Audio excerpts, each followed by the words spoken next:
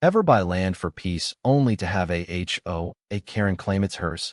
What if she sues you for existing on your own property? How does one woman's ego turn a quiet cabin dream into courtroom hell? I never imagined that scraping together every overtime hour for a little patch of dirt on the edge of Oakwood Haven would land me in the middle of the most ridiculous power trip in suburbia. My name is Ryan Bennett, 43, freshly divorced, glued to my laptop fixing software bugs for corporations that paid me just enough to finally chase the one thing I'd wanted since my 20s, a spot where no one could dictate the height of my grass or the color of my welcome mat. 2 acres of scruffy woods and uneven ground, technically outside the HOA boundary according to every deed, survey, and county map my realtor waved under my nose like a golden ticket. "You're golden, Ryan," she'd said with a wink. "They can't touch you out here." Famous last words. That spring I hired Hank, a crusty old contractor with a beard like steel wool and a perpetual thermos of black coffee. We cleared brush, poured a simple foundation, framed up a cozy one-bedroom cabin with a wide porch for morning coffee and 0 Zoom calls. Birds sang. Wind rustled the leaves. It felt like freedom tasted. Until the 3rd day, when I spotted her. Meredith Langley, president of the Oakwood Haven Homeowners Association, self-crowned empress of 30 cookie-cutter homes and their perfectly beige existence. She stood exactly at the property line where pavement met my gravel drive, arms folded like she was guarding the gates of heaven, designer sunglasses hiding eyes that probably measured lawn blades in her sleep. I waved politely. She didn't wave back. Instead, she raised her phone and started snapping photos like I was a crime scene. Click, click, click. Hank muttered around his coffee. "That's the queen bee. Careful, son. She stings." I laughed it off. Until the first letter arrived. Crisp, white envelope. Gold HOA embossed logo that probably cost more than my weekly groceries.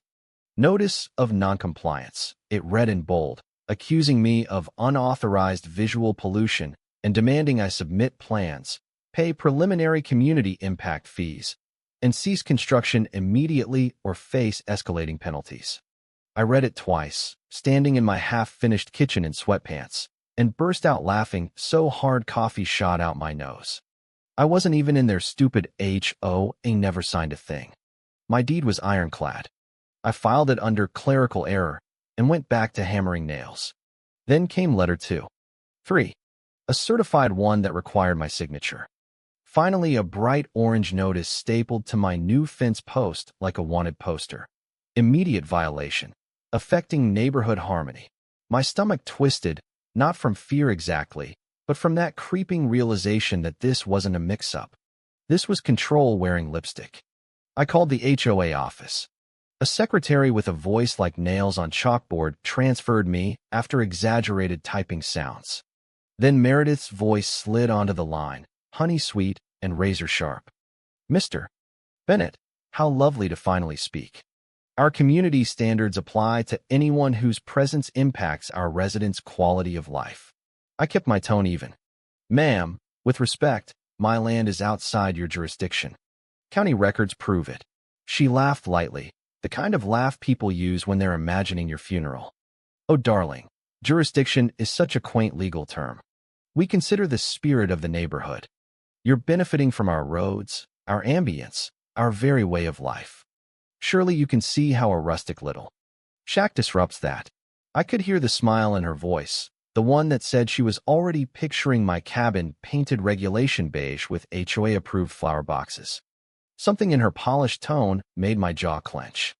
This wasn't about rules. This was about a woman terrified that one unpainted nail could crack her perfect kingdom. Over the next weeks, the harassment dialed up like a bad reality show. Fines for excessive tree foliage that supposedly blocked members' views of their own perfection. Accusations of noise pollution from my quiet power tools. One neighbor, old Mrs. Hargrove from across the way, whispered over the fence one evening while watering her identical roses, "Meredith doesn't like outsiders, dear."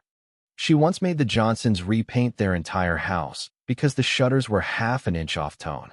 Said it hurt the collective aesthetic soul. I chuckled darkly. Sounds like she's protecting harmony by terrorizing everyone. Mrs. Hargrove didn't smile. Just be careful.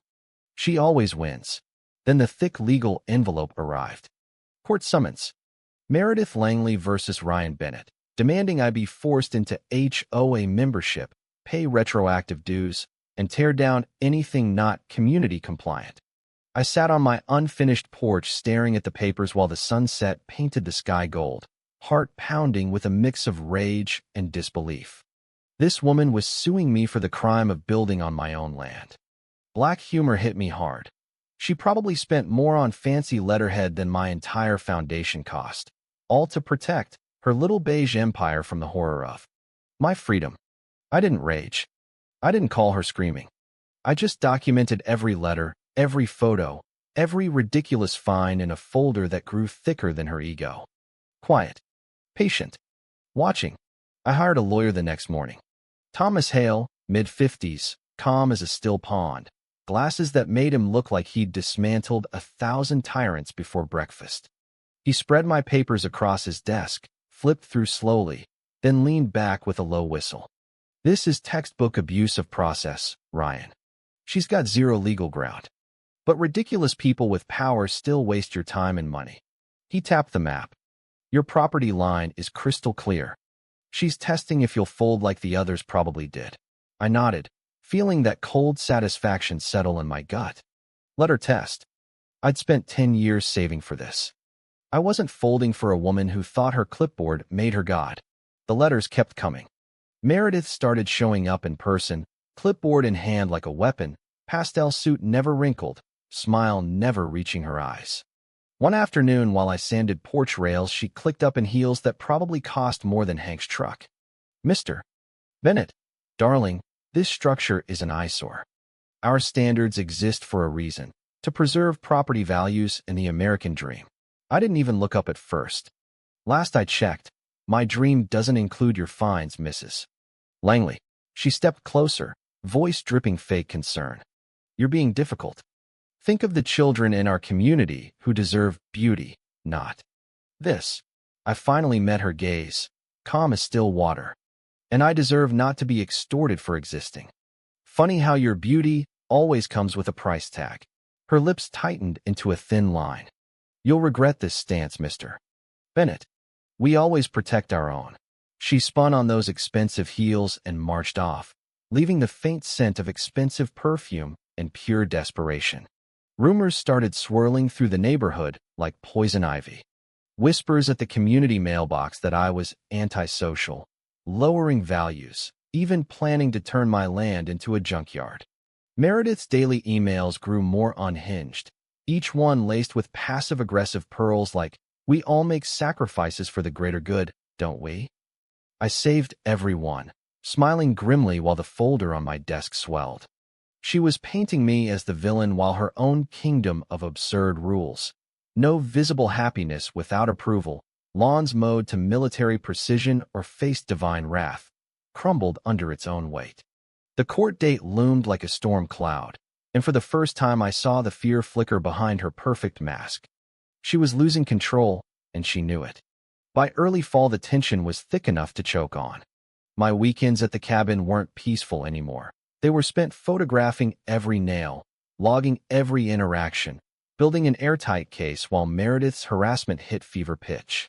She even convinced a few neighbors to sign a petition claiming my untamed trees were causing emotional distress to their perfectly manicured souls. Black comedy at its finest, grown adults crying over leaves while she pocketed their fines for her secret wellness spa fund, or so the quiet rumors suggested. I stayed silent. Smiled politely when people avoided my eyes at the gas station. Let her dig the hole deeper, one ridiculous accusation at a time. Patience wasn't just a virtue here, it was the weapon. Court day arrived gray and drizzly, the kind of morning that felt scripted for drama. Thomas met me outside the courthouse with a quiet nod. Ready to watch her unravel? Inside, the room buzzed with curious neighbors and even a local reporter. Meredith sat front row, posture perfect, thick binder on her lap like a shield, smiling that predatory smile that said she'd rehearsed her Oscar speech. When our eyes met, she tilted her head sweetly, as if we were old friends. The judge, Honorable Carla Ramirez, silver-haired and no-nonsense, called the session to order. Meredith's lawyer went first, a slick young guy spitting buzzwords about community integrity and shared responsibility.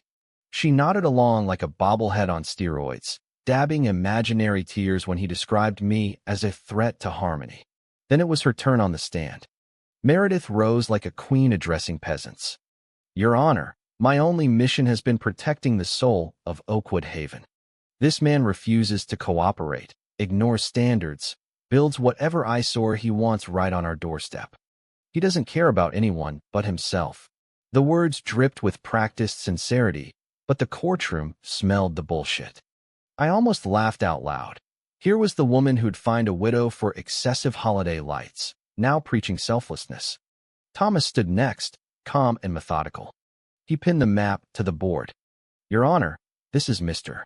Bennett's property, clearly outside the HOA boundary per county records, deeds, permits, tax documents. Page after page. Ironclad. Meredith's smile cracked, like cheap foundation. Judge Ramirez leaned forward, eyebrows raised. Ms. Langley, you're asking this court to force a private citizen into a voluntary association that has zero authority over his land. Meredith blinked rapidly.